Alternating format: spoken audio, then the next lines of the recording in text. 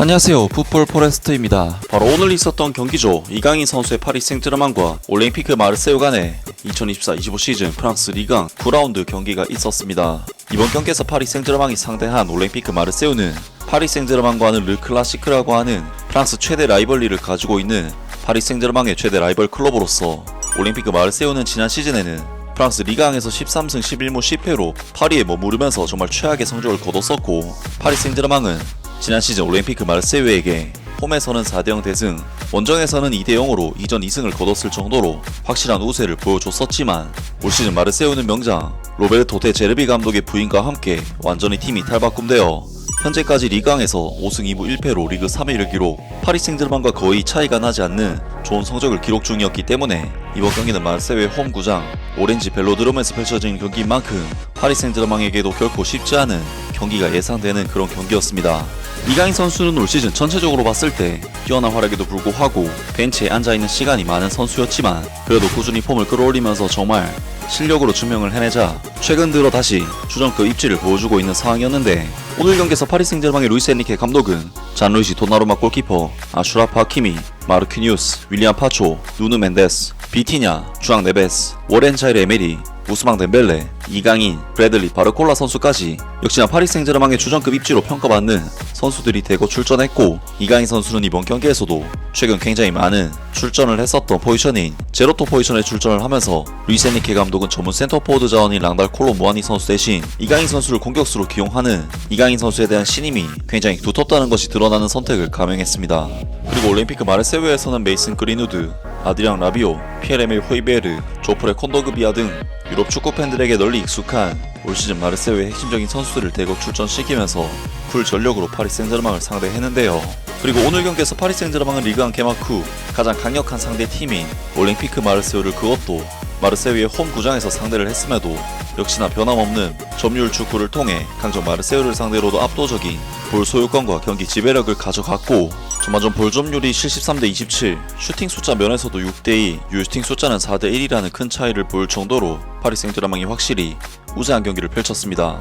파리 생제르맹은 이번 경기에서 워낙에 경기 양상 자체가 라이벌 매치라는 이름이 무색할 정도로 원사이드했기 때문에 처음부터 올림피크 마르세유의 진영에서 볼을 소유하면서 많은 찬스들을 만들어냈는데, 파리 생제르맹은 전반전 7분 누누 멘데스 선수의 크로스를 룰리 골키퍼가 쳐냈지만 이것을 박스 안에 주앙 네베스 선수가 마무리를 지었고, 일찌감치 경기 리드를 잡는 순조로운 상황으로 경기를 이끌어 갔는데요. 하지만 이후 파리 생제르맹은 볼 소유권에 비해서는 결정적인 찬스를 그렇게 만들어내지 못하면서 마르세유의 진영에서 볼을 돌리기만 하는 약간의 소강 상태가 한동안 지속이 됐었는데, 전반전 20분 파리 생제르맹 입장에서는 참으로 고맙게도 올림피크 마르세유의 아민 하리 선수가 불필요한 거친 플레이로 다이렉트 퇴장을 받으면서 경기장을 떠났고, 이미 1대0으로 리드를 잡고 있었던 파리 생제르맹은 무려 70분의 경기 시간을 한 명이 더 많은 상황에서 경기할 수 있는 좋은 상황이 만들어졌습니다.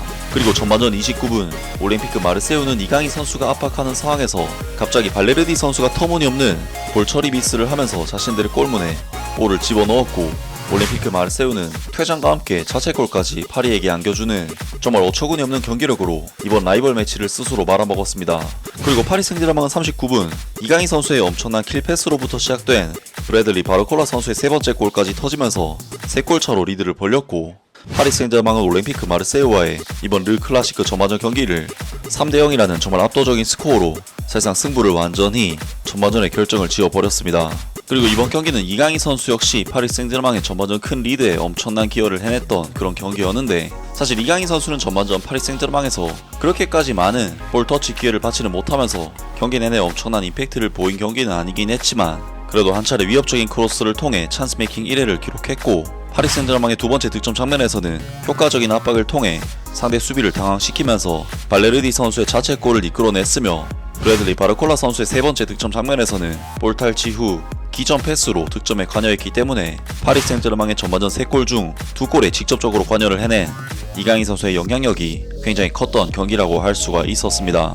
그리고 후반전에도 파리 생제르맹은 올림피크 마르세유를 상대로 압도적인 스코어와 선수 한 명의 숫자 차이를 통해 당연히 압도적인 경기 흐름을 그대로 가져갔고, 후반전에는 전반전보다 이강인 선수에게 더 많은 볼 소유 기회가 찾아와 이강인 선수의 영향력이 더욱 커졌는데, 이강인 선수는 역시나 뛰어난 패스 센스로 마르세유의 수비진을 털어버리는 패스를 하키미 선수에게 제공하기도 했고, 역시나 뛰어난 탈압박 능력을 통해 마르세유의 수비진을 수차례 휘젓는 모습을 보이면서 파리 생제르맹이 계속해서 볼을 소유하고 경기를 주도할 수 있게끔 기여를 했습니다.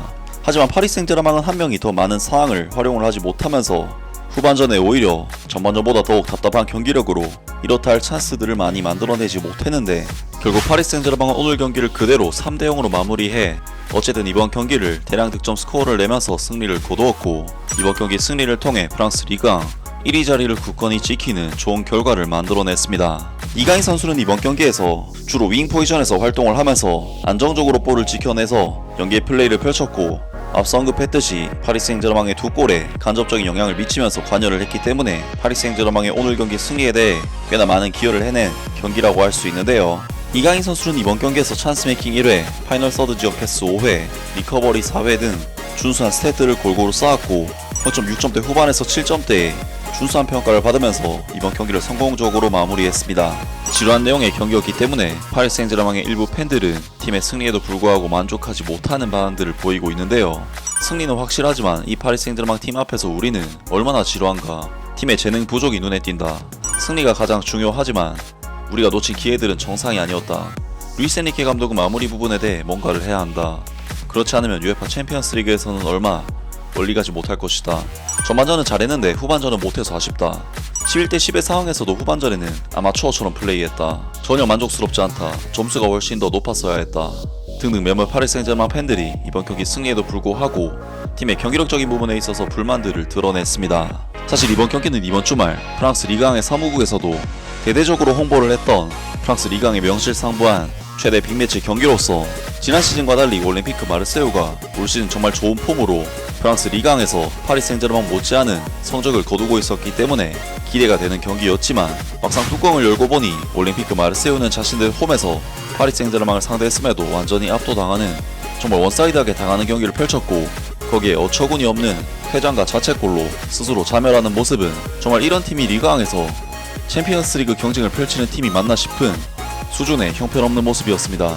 하지만 파리 생제르맹 역시 전반전을 무려 3대0이라는 스코어로 마무리를 했고 한 명의 선수가 더 많은 상황에서 후반전을 치렀음에도 사실상 팬들을 만족시킬 만한 화끈한 경기력을 전혀 보여주지 못했고 결국 양팀의 이번 경기 맞대결은 지켜보는 팬들 입장에서는 정말 재미가 없는 꽤나 대량 득점이 나왔음에도 이렇게 재미가 없을 수 있나 싶을 정도로 극악의 경기였습니다. 아무튼 오늘 영상은 여기까지고요. 영상 재밌게 보셨다면 구독과 좋아요 그리고 댓글 부탁드립니다. 감사합니다.